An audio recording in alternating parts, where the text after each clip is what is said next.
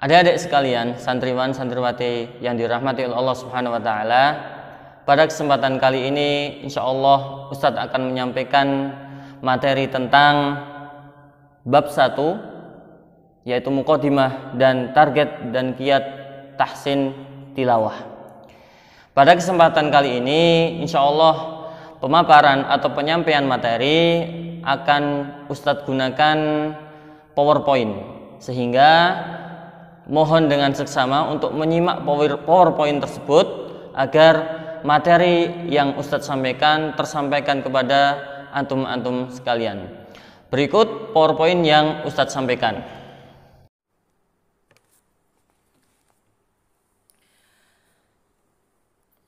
Adik-adik sekalian, santriwan santriwati yang saya cintai, alhamdulillah kita sudah sampai ke slide. Untuk itu mohon perhatiannya agar selalu menyimak, dan juga adik-adik harus juga membuka buku yang sudah Ustadz bagikan, ya, agar tidak terpaku pada slide, akan tetapi juga menyimak apa yang Ustadz sampaikan, karena slide ini tidak keluar dari buku yang sudah kita bagikan bersama-sama. Untuk kesempatan kali ini insya Allah kita akan membahas bab 1, belajar sama-sama di bab 1 muqaddimah tentang target dan kiat tahsin tilawah. Baik anak-anak sekalian, adik-adik yang saya cintai, tentunya di dalam sebuah kegiatan pembelajaran, ya, ada sebuah target yang ingin kita raih, ada sebuah impian yang ingin kita raih. Di dalam ilmu tajwid juga ada sebuah target, ya yang ingin kita bahas sekarang. Akan tetapi di sini Ustadz akan sampaikan, barangkali ada yang masih asing mendengar kata tahsin tilawah. Baiklah, tahsin tilawah artinya memperbaiki bacaan Al-Quran, memperbaiki bacaan Al-Quran. Lah, tahsin tilawah ini secara bahasa, tahsin artinya memperbaiki, tilawah memperbaiki, artinya bacaan. Jadi bacaan Al-Quran yang diperbaiki, bukan bacaan ketika membaca Quran, ketika membaca novel, komik, atau buku yang lainnya. Dan tahsin tilawah ini dikonotasikan untuk Al-Quran. Baik, adik-adik sekalian, mari kita simak di dalam buku. Tahsin tilawah artinya memperbaiki bacaan Al-Quran. Seorang yang sudah mampu membaca Al-Quran dengan lancar dan benar, maka dia bisa disebut mahir atau mutqin.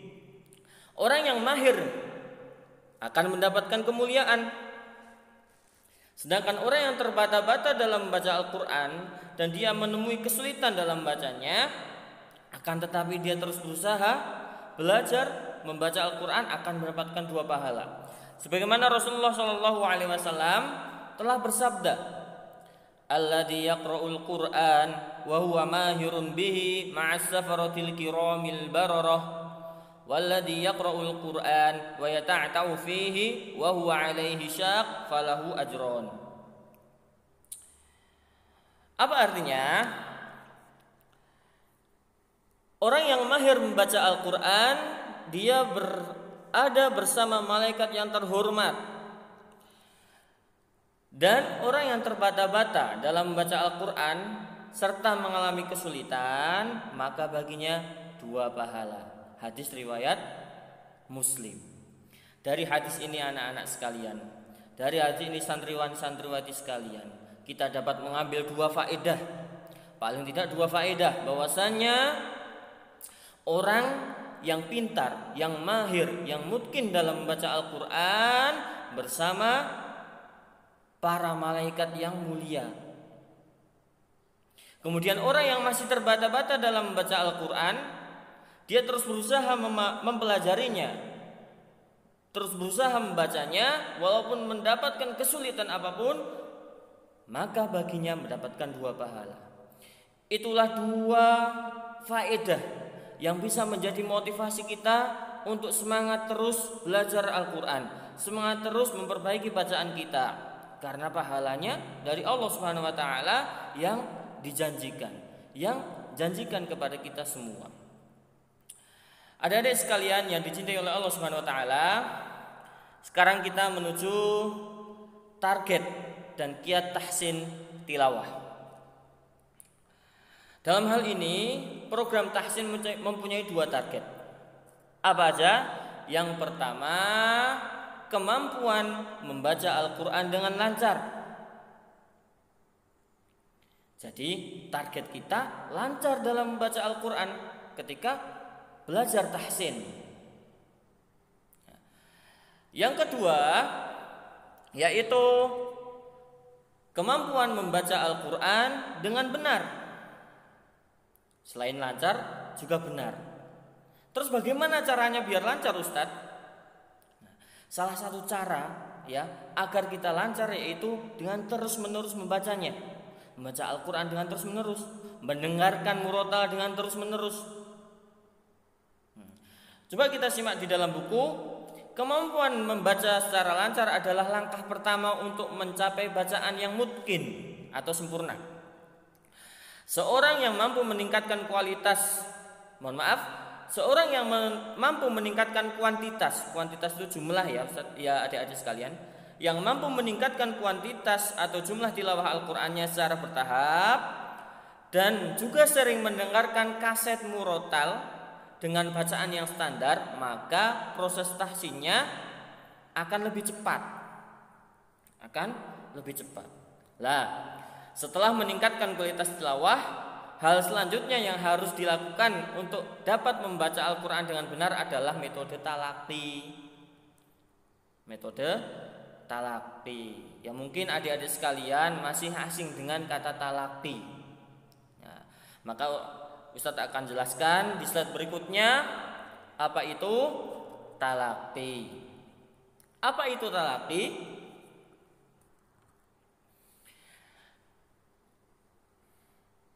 Talaqi adalah belajar membaca Al-Quran secara langsung dibimbing oleh seorang guru Al-Quran. Ya, dalam talaqi seseorang akan mendapatkan pengarahan yang benar setiap kali salah membaca. Jadi dibenerin ketika salah. Bacaan Al-Quran itu bukan berdasarkan ijtihad,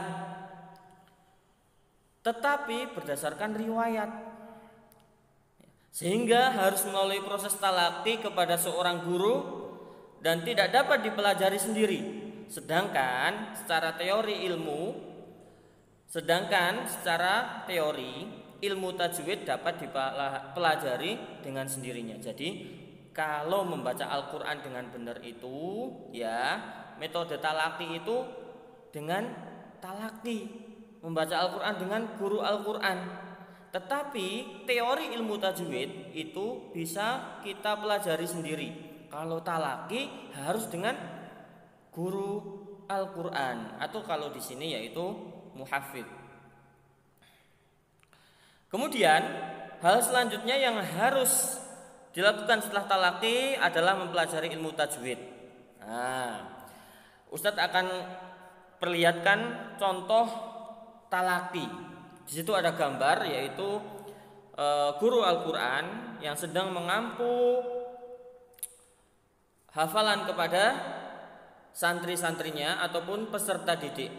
Jadi ketika guru Al-Quran membacakan Al-Quran kemudian ditirukan oleh peserta didik, itu merupakan talaqi.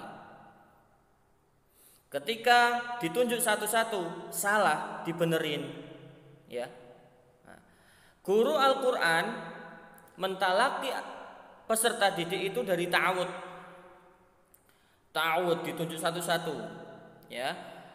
Guru Al-Quran mengucapkan ta'awud dengan benar, kemudian ditirukan sama santrinya, diperiksa satu-satu. Itu salah satu metode talaqi yang diterapkan sampai ta'awud, basmalah, Al-Fatihah, Al-Baqarah sampai An-Nas. Itu merupakan talaqi, yaitu dibimbing langsung dari guru Al-Quran. Baiklah adik-adik, setelah talaqi baru kita mempelajari apa yang namanya ilmu tajwid. Ya. Ilmu tajwid. Ilmu tajwid ini ternyata ada 3 item yang harus kita tanyakan. Apa coba? Yang pertama, apa itu ilmu tajwid? Kemudian, apa itu tajwid? Kemudian, apa hukum mempelajari ilmu tajwid? Bingung kan?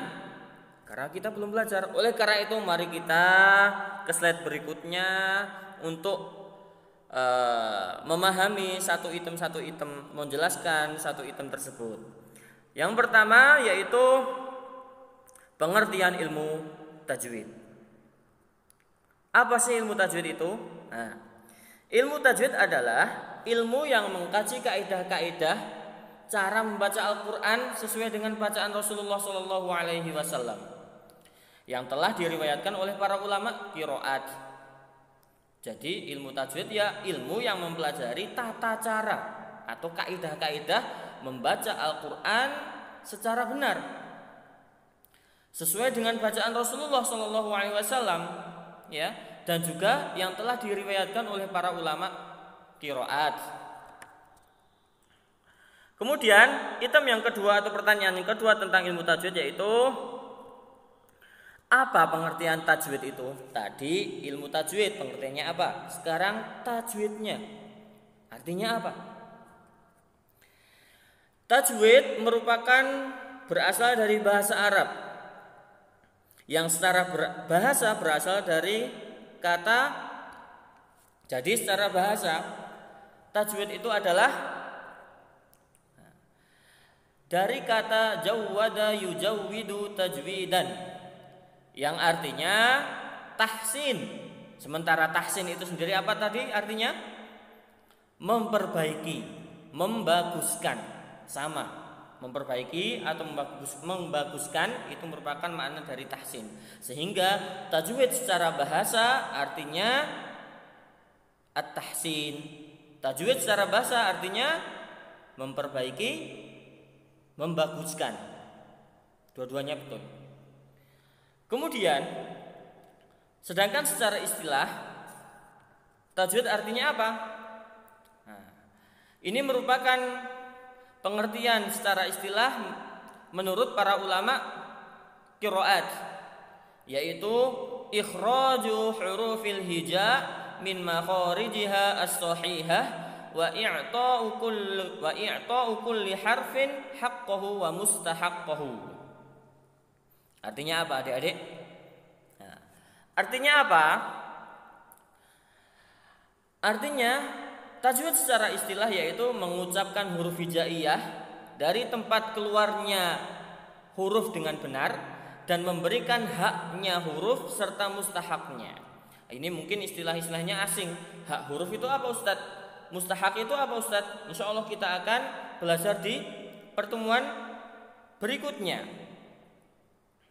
Jadi secara istilah tajwidnya adalah mengucapkan huruf hijaiyah dari tempat keluarnya dengan benar dan memberikan haknya huruf serta mustahaknya. Baik adik-adik sekalian yang dicintai oleh Allah Subhanahu wa taala, ini merupakan pengertian tajwid. Berikutnya yaitu apa sih hukum tajwid? Hukum mempelajari tajwid. Ustadz kok cuma tanda panah ya? Bukan. Nah, hukum mempelajari ilmu tajwid. Praktek, mohon maaf, ini slide-nya nggak pas ya. Nah, jadi ini tulisannya setelah tanda panah ini adalah wajib. Praktek wajib. Teori fardu kifayah. Nah, masih bingung tuh, ada gambar masih bingung karena belum kita jelaskan. Mari kita jelaskan sama-sama, kita jabarkan bagaimana sih kok bisa dikatakan wajib.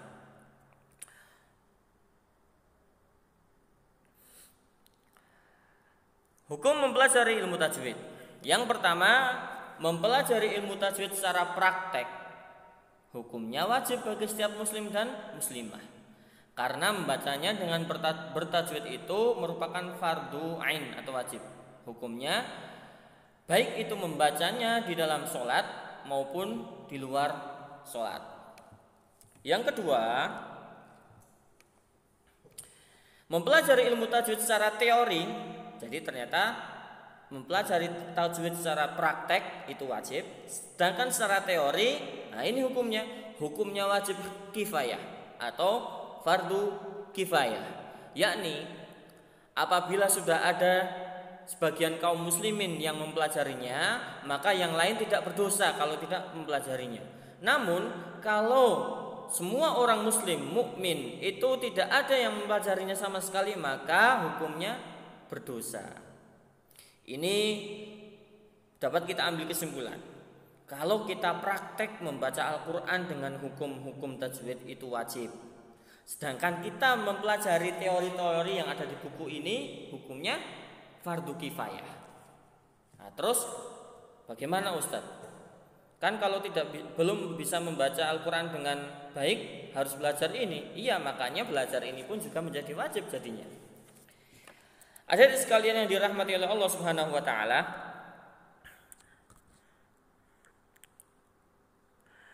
dari kewajiban tadi mempelajari ilmu tajwid, entah dari praktek maupun teori, ya, walaupun praktek wajib sedangkan teori itu fardu kifayah, akan dikuatkan oleh perkataan Imam Ibnu Al-Jazari, ya. Beliau merupakan ulama qiraat, ya. Apa kata beliau? Di dalam nazamnya beliau mengatakan wal akhdhu bit tajwidi hatmul lazim man lam yujawwidil qur'ana athimu li'annahu bihil ilahu anzala wa hakadha minhu ilaina wasala. Ini perkataan beliau tentang penguat bahwasanya belajar tajwid itu wajib. Artinya apa?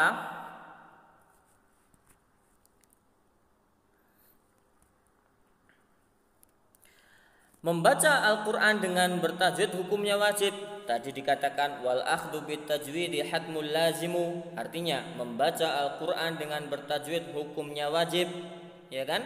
Malam yujawwidil Qur'ana athimu. Barang siapa yang tidak membaca Al-Quran dengan hukum-hukum tajwid maka dia berdosa. Li'annahu bihil ilahu anzala. Karena Allah Subhanahu wa taala menurunkan Al-Quran dengan bacaan-bacaan yang bertajwid.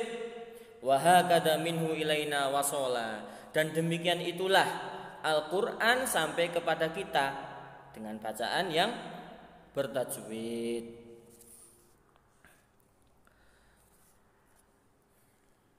Adik-adik sekalian yang dicintai oleh Allah Subhanahu wa taala, alhamdulillah pada kesempatan kali ini pembahasan kita sudah belajar bersama-sama tentang target dan kiat tahsin tilawah, ya. Semoga Allah selalu memberi kita kesehatan sehingga kita semua tetap semangat belajar agama, salah satunya dengan mempelajari ilmu tajwid. Amin ya rabbal alamin. Yang terakhir, barangkali ada pertanyaan yang masih mengganjal atau yang belum bisa dipahami, silahkan adik-adik sekalian bisa menghubungi nomor Ustadz di bawah ini, nomor WA. Nggak usah malu-malu ketika bertanya, insya Allah hal-hal yang bisa ditanyakan tentang ilmu tajwid, kalau bisa saya jawab, tak jawab. Tapi kalau tidak bisa, insya Allah saya tanyakan kepada ustadz-ustadz yang lebih bisa menjawabnya. Demikianlah apa yang ustadz sampaikan.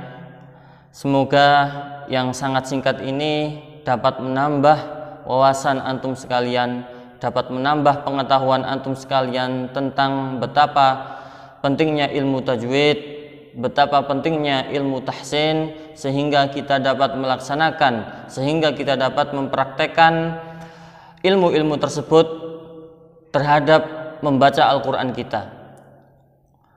Dan saya akhiri, wallahu ta'ala alam, subhanakallahumma hamdika asyhadu an la ilaha illa anta astaghfiruka wa atubu ilaik. Wassalamualaikum warahmatullahi wabarakatuh.